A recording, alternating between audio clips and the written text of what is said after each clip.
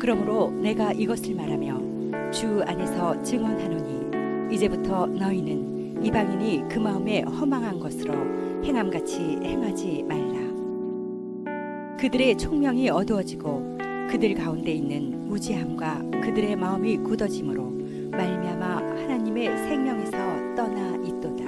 아멘.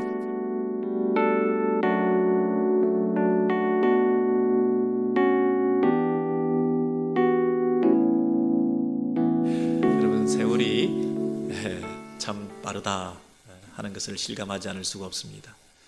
여러분, 이 30년 이런 거 후딱 지나가지 않습니까? 우리 미국 오신 지 40년, 50년 된 분들도 꽤 계시더라고요. 그 이상도 되죠. 그냥 후딱 미국 왔는데 어제 저녁에 온 것 같은데 오늘 아침에 벌써 이렇게 2018년 몇십 년 지난 연말을 또 맞게 되어서 한 해가 너무너무 빨리 지나고 우리 인생이 너무너무 순식간에 지나간다, 그런 느낌을 받을 때가 있습니다. 여러분, 저도 참 한 번씩 이렇게 돌아보니까 제가 1988년도에 처음 전도사로 사역을 했더라고요. 1988년도에 신학대학원을 다니면서 전도사로서 처음 사역을 시작을 했는데 88년이니까 벌써 한 30년 그냥 이렇게 지나지 않았습니까? 후딱 그냥 지난 것 같아요. 근데 제가 그 어느 교회 전도사로 부임을 해서 1988년이니까 올림픽이니까 제가 기억을 하는 거예요. 그래서 이제 그때 저희 부친하고 복도에서 이렇게 잠깐 얘기를 하고 있었습니다. 그런데 그 얘기를 마치고 이제 교역자실에 들어와서 있는데 그 동료 전도사님 한 분이 저에게 찾아와서 정말 이렇게 부러운 듯이 손을 잡으면서 너무 그 아버지하고 아들이 이렇게 대화를 하는 모습이 멀리서 보니까 너무 아름다웠다는 거예요. 그 창밖에 햇빛이 들어오고 있었는데 멀리서 이렇게 실루엣으로 두 사람이 아주 다정다감하게 얘기를 하고 있었다는 거예요. 알고 보니까 그분이 눈물이 글썽글썽하면서 그 부자지간을 부러워하는 이유를 알았는데, 홀 어머니하고 아버지는 일찍 여의고 아버님 얼굴도 잘 모르시는 상태에서 총각 전도사님으로 이렇게 어머니 모시고 사는데 늘 그 아버지의 부재가 주는 그런 어떤 허전함, 이런 것들이 있었는데 저희들의 그 모습을 보면서 본인이 또 그게 울컥했던 것 같아요.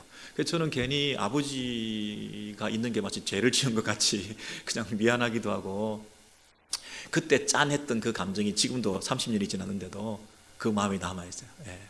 근데 그 이후로 그 전사님하고 정말 친하게 더 깊이 이런 사귐을 가지게 되었고, 저희 아버님도 자식처럼 이렇게 사랑하고 그런 관계가 되었는데, 참 그게 벌써 30년이나 지났군요.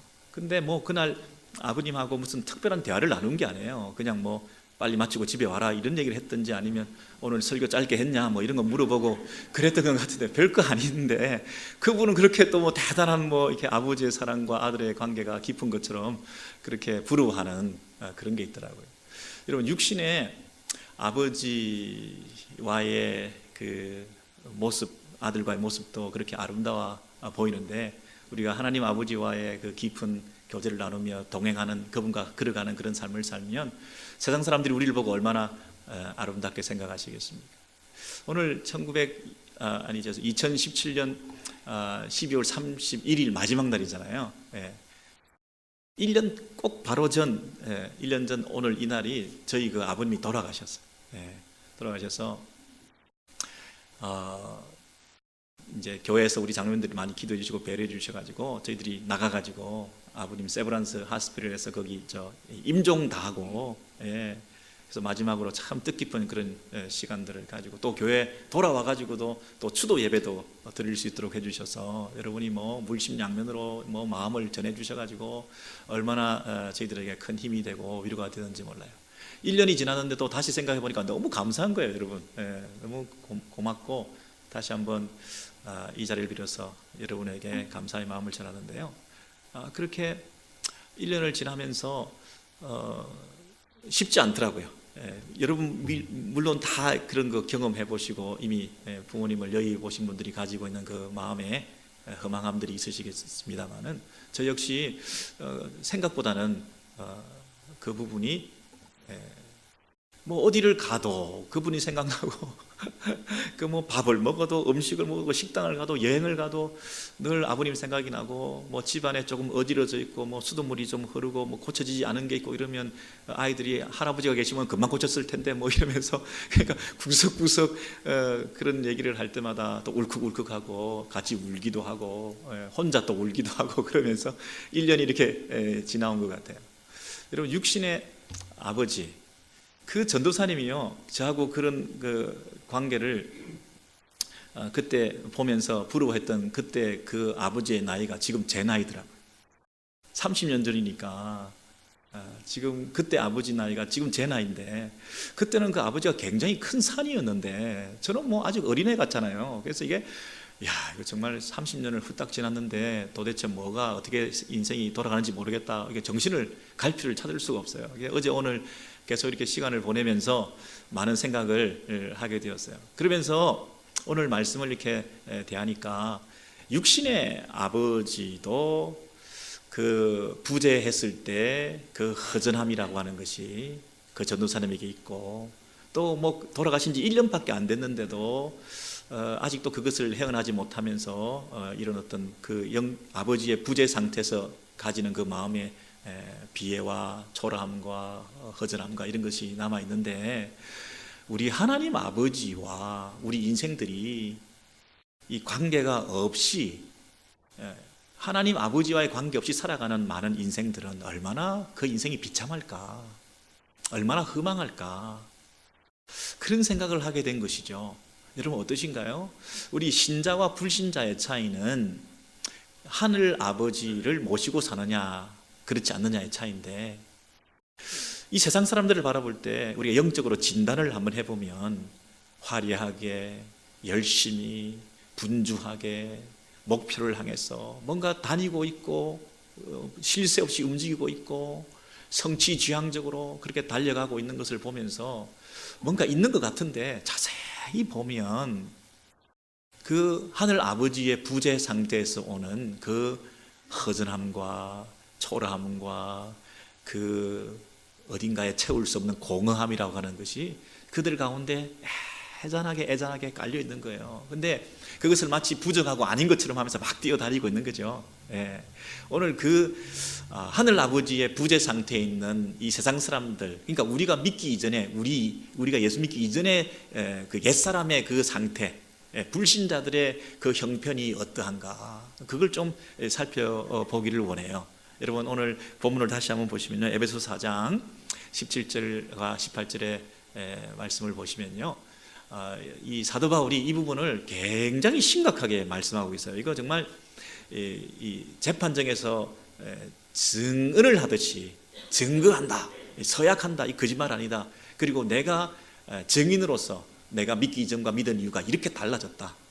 나도 믿기 이전에 어떤 사람이었는지 내가 알고 너희들도 알지 않냐. 내가 믿고 나서 이렇게 달라졌다. 내가 이걸 분명히 확실히 하고 싶어서 2번, 3번 말하는데 이러면서 내가 이것을 말하며 그랬어요. 그걸로 부족해가지고 주 안에서 증거한다 그랬어요. 확실하게 내가 말하고 싶다. 그게 뭐냐면 이제부터는 이방인이 그 마음에 허망한 것으로 행함같이 너희는 행하지 말라 그랬어요. 여러분 불신자들이 믿지 않는 사람들이 어떤 그 외적인 행함이라고 하는 것, 겉모습이라고 하는 것, 행동과 말과 표정과 그들의 뛰어다님이라고 하는 것, 그것이 행하는 거죠. 근데 그들처럼 행하는 것처럼 우리가 행하지 말라 그랬어요. 근데 그들의 그 행함이라고 하는 것이 아무리 화려하고 멋져 보여도 그것은 어디로부터 출발하는 거예요? 그 마음에 허망한 것으로 행한다는 거예요. 그러니까 그들의 겉모습은, 그들의 모든 외양은 사실은 마음에서부터 시작하는 거라는 거예요. 근데 그 마음이 허망하다 그랬어요. 허망하다 이 말은 영어 표현을 보니까 vanity, 비었다, 텅 비었다, 아무것도 없다, 껍데기만 다니고 있다는 거예요. 그 안에 목적 의식이 없다, 방향성을 상실했다, 텅 비어서 자기의 그 존재라고 하는 것이 스스로 인식할 수 없는 상태에서 그냥 무감각하게 요동치고 있는 그런 삶, 이것을 마음에 허망한 것처럼 행하고 있다 그랬어요. 그러면 이 불신자의 특징 중에 한 가지는 뭐예요? 마음이 허망하다는 거예요. 육신의 아버지를 잃었을 때 정말 허전하다, 이것 이상으로 하나님 아버지를 우리가 모시지 않았을 때에 그 마음의 허망함이라고 하는 것은, 그 허망함이라고 하는 것은 그 마음의 가장 깊은 곳에 찾아온다는 것이에요. 여러분, 이 마음의 허망함을 어떻게 채울 수 있을까요? 거기 보니까 하나님의 생명에서 떠나 있도다 그랬어요. 그러니까 그 텅 빈 것을 채울 수 있는 것이 뭐냐면 생명이라 그랬어요. 하나님의 생명이 그 텅 빈 것을 채울 수 있는, 하나님의 생명으로 채워지지 않으면 그것은 텅 비어 있는 허망한 것이다, 이렇게 말해요. 그러니까 하나님 아버지와 함께 살지 않는, 그분을 모시고 살지 않는 그 모든 인생은 생명이 없는 거다, 이렇게 말을 해요. 여러분, 여기서 그 헬라어의 생명이라는 것이 두 가지 단어가 나오는데요, 비오스라고 하는 생명이라는 게 있고요, 조에라고 하는 생명이 있는 거 여러분 아시죠?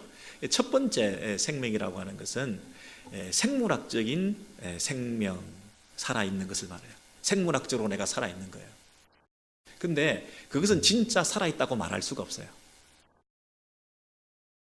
이렇게 말할 수 있어요. 그냥 내가 존재하고 있을 뿐이지, 존재의 근원과 생명의 그 본질과 생명의 그 근원 되시는 그 생명의 본체이신 그분과의 관계가 없이 내가 그냥 존재만 하고 있는 거예요.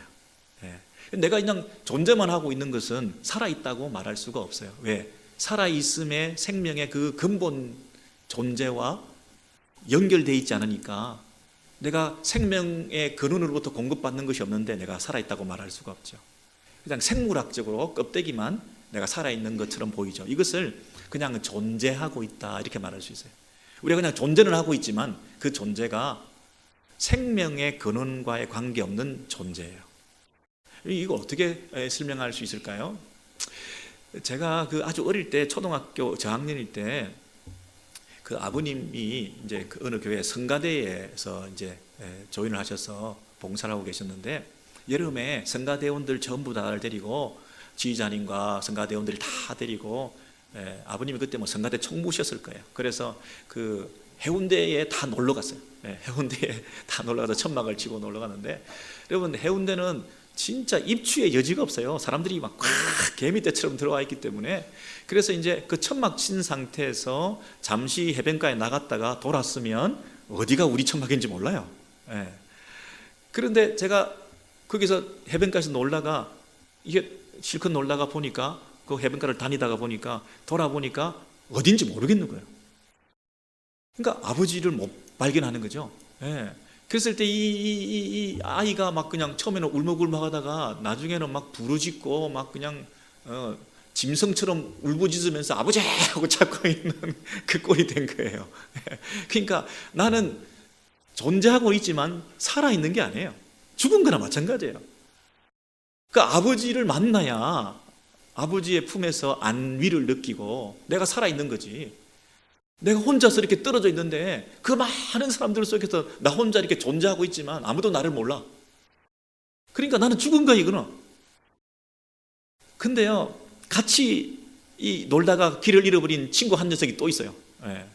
이 신인순이라고 이 친구 죽었어요. 세상에 누워 안타까운 이 형제가 먼저 하나님 부르심 받았는데, 이 형제가 같이 손을 잡고 걸어다닐 때 순간적인 위로가 되더라고요. 우리가 같이 잊어버렸는데 혼자가 아니구나 하면서 함께 손을 잡고 다니면서 아버지 하고 쳐다다니고 있는 거예요. 그런데 그 부르짖이라고 하는 것은 짐승 같은 부르짖이에요. 내가 살아있지만 그거는 그냥 내가 생물학적으로 살아있을 뿐이지 죽은 거예요. 그러니까 막 짐승 같은 거예요. 짐승처럼 부르짖는 아버지 울부짖음밖에 없어. 예? 근데요, 다른 데서 어른 짐승이 한 마리 더 막 울상에 대해서 달려오시면서 아들아 하고 찾는 맨발로 뛰어오는 또 다른 짐승 하나가 있어요. 예. 그래서 아버지를 만나서 간신히 이 만남, 아버지와 아들의 만남이라고 하는 것이 가지는 그 생명의 이어짐, 이런 것을 경험한 적이 있어요. 그러니 여러분, 하나님의 생명에서 떠나 있는 인생들이 살아있다고 하지만, 존재로서 그냥 이렇게 덩실 이렇게 살아있지만, 생명의 근원이신 그분과의 하나님의 생명에서 떠나 있으면 그 살아있는 게 아니에요. 죽은 거예요. 이 하나님의 생명, 신적 생명, 하나님으로부터 하나님과의 관계 속에서 얻는 이 생명의 근원에서부터 오는 공급받는 그 생명이 진짜 생명이에요. 나머지는 죽은 거예요. 육체적인 생물학적 생명은 생명이 아니에요. 이게 조애라고 하는 생명이에요. 영생. 그래서 영생은 유일하신 참 하나님과 그의 보내신 자 예수 그리스도를 아는 것이다. 그게 영생이에요. 그게 생명이에요. 하나님을 아는 것, 하나님과 교제가 있는 것, 그게 영생이에요. 여러분, 세상 사람들은 이 조애가 없어요. 하나님을 알지도 못하고 하나님을 아는 데 있어서 필요성도 느끼지 못해요. 그러면서 그들이 뭐라고 얘기하냐면, 우리가 똑똑하다 이렇게 생각해요. 우리가 총명하다, 우리 다 총명한 사람들이야 이렇게 생각해요. 그리고 우리를 향해서 총명하지 못한 것들이 이렇게 말해요. 무슨 이 종교가 아편인데 의지박약자들이 뭔가 의지할 데가 없으니까 종교나 믿으면서 저렇게 살아가는 무지하고 미련한 인생들을 우리 종교인이다, 기독교인이다 이렇게 말을 하잖아요. 자기들은 똑똑하기 때문에, 총명하기 때문에 내가 그렇게 의지하지 않아도 내 혼자서 잘할 수 있다고 생각하는 거죠. 나는 절대로 세뇌당하지 않을 거야. 예수 믿으면 복을 받는다는 둥, 천국에 간다는 둥, 하나님이 계신다는 둥, 그런 말 자꾸 들으면 내가 시간 뺏기고 물질 뺏기고 우리 인생이 망가지는 거니까 우리는 독립적으로 우리 힘으로 잘 살아야지, 괜히 교회 근처 다니다가 그런 세뇌당할 그런 일을 당하지 않도록 절대로 나한테 믿음이라는 얘기는 하지도 마시고 신앙 얘기 하지도 마시고, 오늘 밤 죽으면 천국에 갈 자신이 있나요? 이렇게 물으면 무슨 그런 개인적인 질문을 그렇게 함부로 할 수 있냐 그러고 자존심이 상하고 내 마음이 상처를 받아 그러면서 그런 소리, 아주 무식한 그런 말이나 하고 있는 그런 인생들하고 내가 절대 관계를 가지지 않을 거다. 그 무식한 놈들하고 우리 관계를 가지지 않을 거다. 우리는 똑똑한 사람들이야, 우리는 총명한 사람들이야, 이렇게 얘기를 하잖아요. 근데 성경에서 뭐라고 얘기하냐면, 저희 총명이 어두워지고, 그들이 총명한 게 아니라 총명한 게 아니에요. 깜깜하다 그랬어요. 깜깜하다. 그들이 영적 안매 상태에 있다는 거예요, 불신자들이. 여러분, 제가 처음 미국에 와서 이 브라이스 캐년이라는 데를 이 관광회사를 통해서 간 적이 있어요. 그때는 여행사를 통해서 여행을 다녀야 되는 줄 알고 그렇게 갔는데, 그날 그 가이드 분이 뭐라고 말씀하시느냐면, 이 브라이스 캐년에 가면 조금 안개가 많아가지고 안 보일지도 모른데 그래도 한번 가보자 그러면서 가더라고요. 근데 막상 가니까 그 브라이스 캐년에 짙은 안개가 들여져가지고 무슨 캐년 아무것도 안 보여요. 그러니까 그분이 뭔가 우리를 좀 실망시켜서 미안해서 그런지, 또 시간을 자기들이 잘못 안배를 해서 그런지 그런 마음에 우리 보러 뭐라 그러냐면, 브라이스 그런 거 별거 아니에요 그러면서 그냥 캐년 더 큰 데도 많고 진짜 캐년은 다른 데 있고 이러면서 그냥 다음에 기회 되면 한번 와보시고요, 자 여기 브라이스 캐년입니다, 봤죠, 내려갑니다 이러시더라고요. 근데 제가 너무 아쉬워가지고 그림도 본 것도 있고 그랬기 때문에 자세히 보려고 뭔가 그냥 이게 안경을 높이 본다든지 아니면 째려 본다든지 이러면 보일까 싶어서, 어떤 분들은 이렇게 뿌여니까 전체가 안 보이니까 아마 이게 백내장이 왔나 그러면서 백내장 수술을 해가지고 이게 클리어 해가지고 내가 봐야지 이렇게 생각하신 분도 있을지 모르겠어요. 그래서 온갖 노력하고 망둥을 껴서 보고 안간힘을 써도 너무 안개가 짙어가지고 아무것도 안 보이는 거예요. 근데 제가 몇 년 후에 차를 가지고 브라이스 캐년 가보니까 그 가이드가 거짓말했더라고요. 와, 엄청 아름다워요. 너무너무 그 트레일을 여러분 밑에 걸어가 보시죠. 야, 이건 사시사철 갈 때마다 이게 풍경이 다르고 너무너무 아름다운 거예요. 근데 만약에 짙은 안개가 드리워져서 앞에 아무것도 안 보인다. 그래서 브라이스 캐년은 없다. 브라이스 캐년에 캐년은 없다. 그 말을 믿고 없네. 없는 걸로 하자. 나는 절대로 있다는 말을 안 믿을 거야. 있다. 저 너머에 있다. 저 너머에 있다. 자꾸 그런 말 세뇌되지 않을 거야. 난 절대 안 믿어. 없어. 내가 아무리 조사해봐도 없고, 아무리 안경도수를 높여봐도 없고, 아무리 백내장 수술을 했어 막 깨끗하게 해가지고 와서 봐도 안 보이고 없는데 없는 거지. 그 있다는 말 믿으면 안 돼.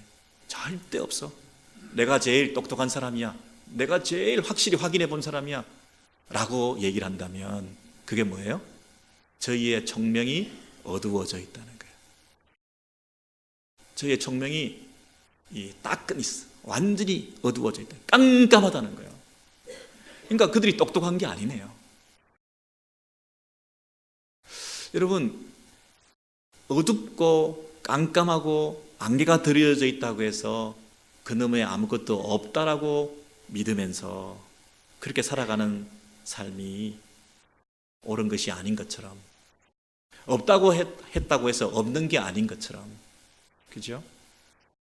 우리는 마치 보자기가 마음에 이렇게 씌워져 있는 것처럼, 우리 눈에 완전히 이렇게 뭐가 덮여 있는 것처럼 우리가 볼 수가 없고 안 보이는 마음의 무지 상태를 경험하게 된 거예요. 그 마음의 무지 상태를 뭐라고 얘기했냐면 저희 가운데 있는 무지함과 이렇게 얘기했어요. 전지사 영어로 뭐가 쓰였나요? In them 그랬죠. 그들 안에 있는 무지함이다. 그러니까 안에 있다는 것은 더 깊은 것이에요. 무지라고 하는 것은 피상적인 이 상식의 부족이나 지식의 결핍이나 뭐 이런 얘기를 하는 게 아니에요. 그냥 피상적인 지식이 부족하다 이런 얘기를 하는 게 아니라 안에 우리 마음 안에 무지함이 있다는 거예요. 이 말은 우리 마음을 장악하고 있는, 우리의 마음을 어둡게 만들고 있는, 우리의 마음을 꽉 붙들어서 영적 어둠의 상태로 그 가치 체계와 질서를 붙들어서 그 이상 다른 것을 보지 못하게 만드는 그런 영적인 안개가 드리워져 있다는 거예요. 그것이 아주 깊은 곳에, 마음 안에, 우리 안에 있는 그 무지. 이거 어떤 지적인 무지가 아니고요, 영적 무지예요. 하나님과의 관계 속에서 이 영적인 어두운 상태에 있는 것, 그게 저희 가운데 있는 무지함과 그랬어요. 그리고 저희 마음이 굳어짐으로 마음이 단단해진다 그랬죠. 이게 뭡니까? 이 어원적으로 따지면 대리석이에요. 마음이 대리석처럼 굳어지고 있다, 단단해지고 있다는 거예요. 그걸 통해서 마음이 열려지지 못하고 부드러운 연한 마음을 통해서 그 생명의 씨앗이 땅에 떨어질 때 그 하나님의 생명이 그 씨앗이 떨어져서 싹이 나고 열매를 나고 꽃을 내고 풍성한 나무가 되어서 이 생명이 울창한 그런 우리의 인생이 돼야 되는데, 그 최초로 떨어지는 그 생명의 씨앗이 떨어지는 좌소가 어디냐면 마음이라는 거예요.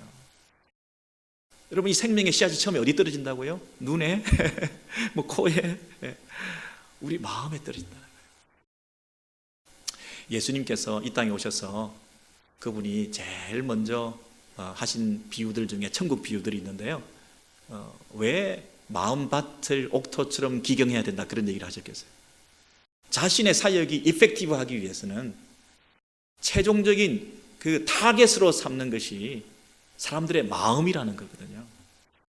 뭐 병도 고쳐주셨고요, 몸도 고쳐주셨고요, 안전뱅이도 이렇게 세워주셨고요, 귀신도 쫓아내 보내주셨고요, 그리고 권세 있는 티칭을 통해서, 가르침을 통해서, 말씀을 통해서 가르쳐 주시기도 하고요.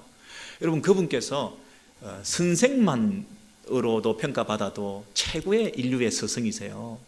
그분이 얼마나 뛰어난 가르침을, 티칭을 하셨어요. 그렇죠? 그리고 그분이 만약에 의사로서만 살아오셨다 하더라도 최고의 의사세요. 많은 병자를 고치셨잖아요. 그리고 그분이 세상을 바꿨다는 면에서 최고의 혁명가세요. 최고의 혁명가시고 최고의 의사이시고 최고의 선생님이시고, 그것만 가지고도 그분이 브리테니카 백과사전에 최고의 인물로 인류 가운데 등재될 수 있을 만큼 위대하신 인물이잖아요. 근데 그를 따르던 모든 추종자들을 다 잃어버리시면서 십자가에 달려 죽어버리셨어요. 아니, 참 바보 같은 짓을 하셨죠. 십자가에 달려 죽으시는 걸 보고 사람들은 다 도망갔거든요. 왜 모든 사람을 잃어버리면서까지도 그분은 죽으셔야만 됐죠?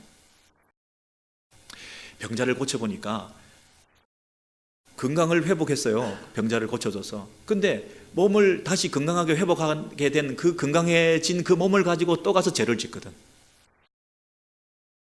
네가 다시는 죄를 짓지 마라.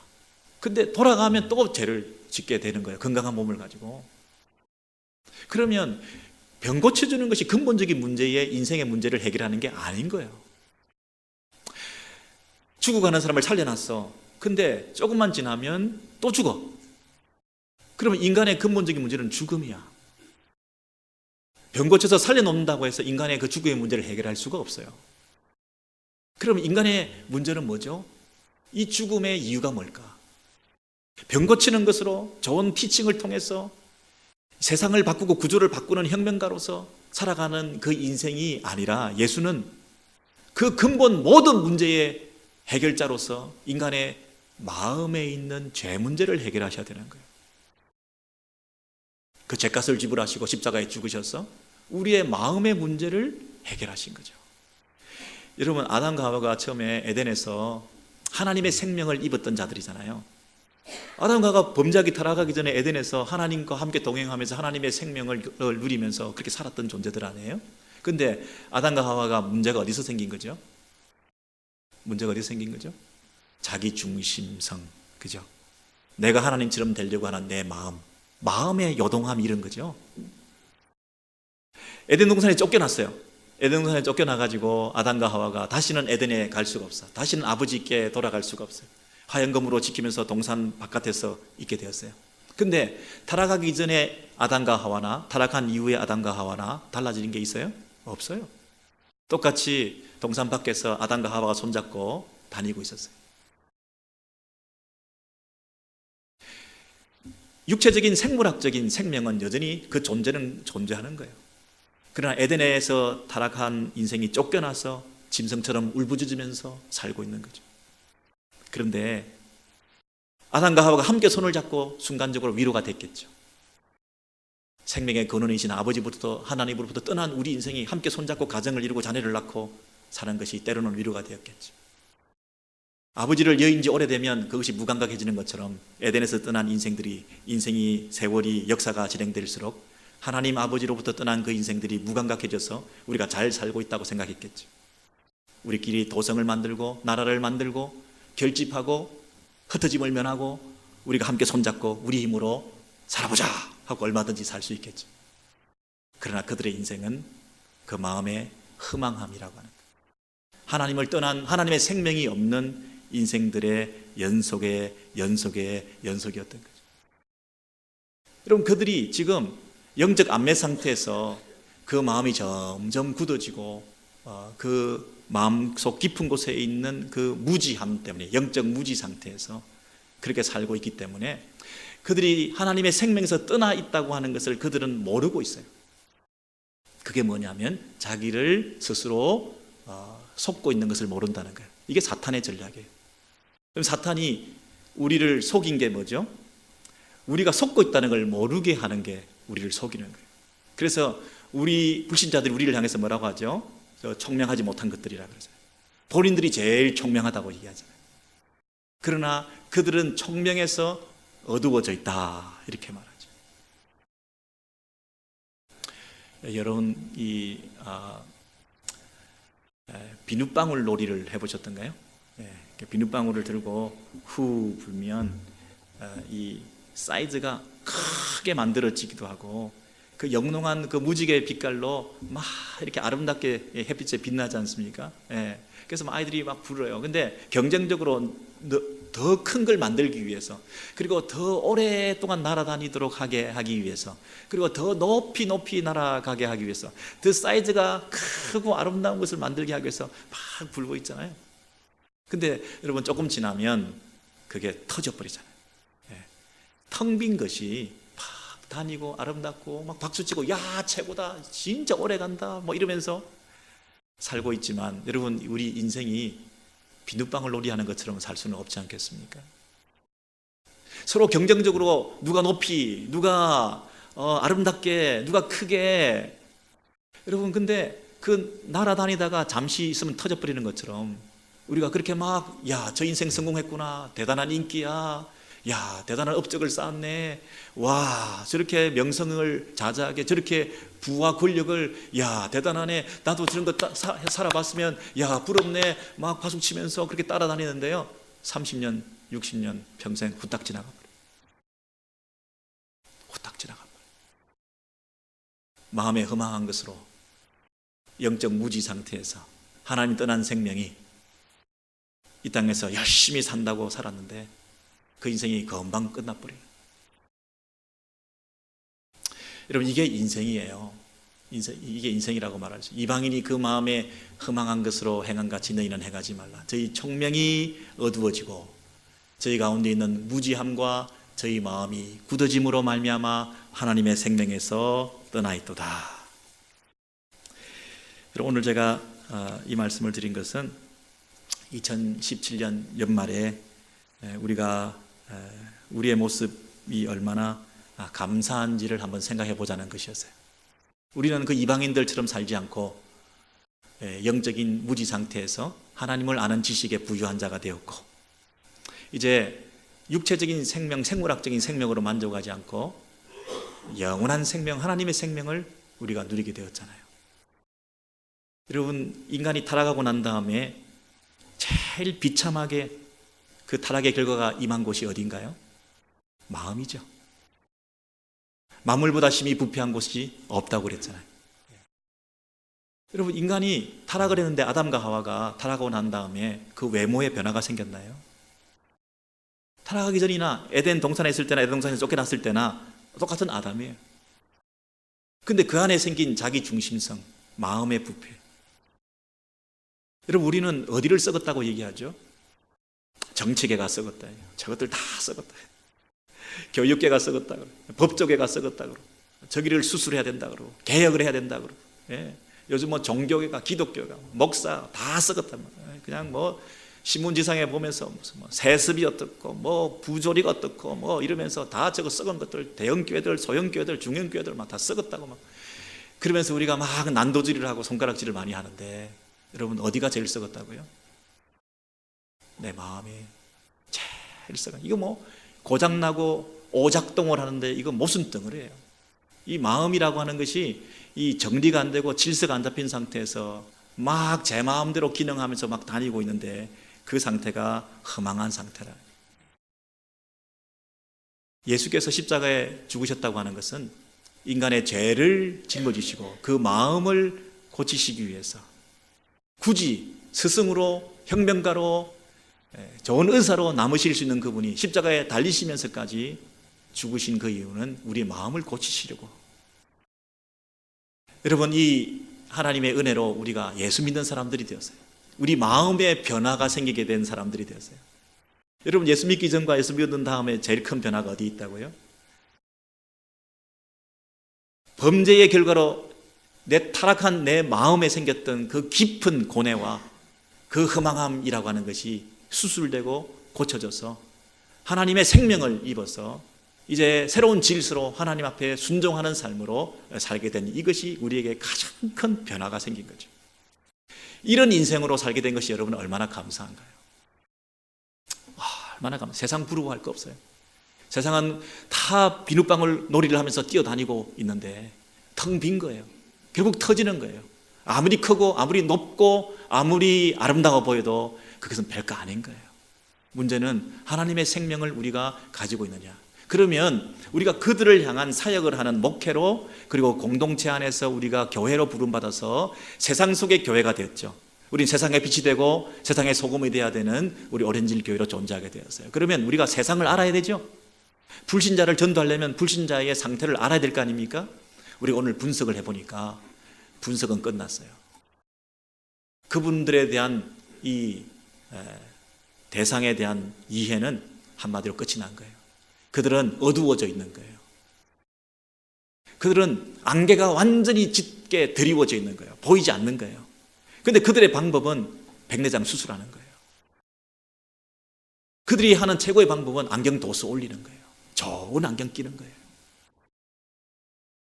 어떤 사람들은 애써 태어난 책 저 뒤에 아무것도 없다라고 그렇게 스스로 세뇌하는 거예요. 스스로 속고 있는 거예요. 여러분, 그러면 그 짙은 안개를 물러가게 할 수 있는 방법은 뭘까요? 우리가 사역을 해야 되고 그들을 전도해야 되고 세상에서 우리 교회가 역할을 하기 위해서 그들을 제대로 알게 되었는데, 그러면 우리가 그들을 바꿀 수 있고 변화시킬 수 있고 그들의 마음을 새롭게 혁신시킬 수 있는 방법이 뭘까요? 그 안개를 걷어버릴 수 있는, 영적인 성령의 바람이 부는 것 외에 있겠습니까? 그 짙은 안개를 그들의 깜깜한 상태에서 생명의 빛이 비추어짐으로 말미암아 그 빛을 통해서 어둠이 물러가게 하는 것 외에 다른 방법이 있겠습니까? 이 어둠을 여러분께서 부채질한다고 물러가겠습니까? 빛이 들어오지 않으면 어둠은 물러가지 않습니다. 여러분, 성령의 역사가 아니면 하나님이 일어날 수가 없습니다. 교회는 성령의 역사가 있는 곳이고 성령을 믿는 곳이고 성령 충만을 받아서 하나님이 일을 하는 곳이 교회입니다.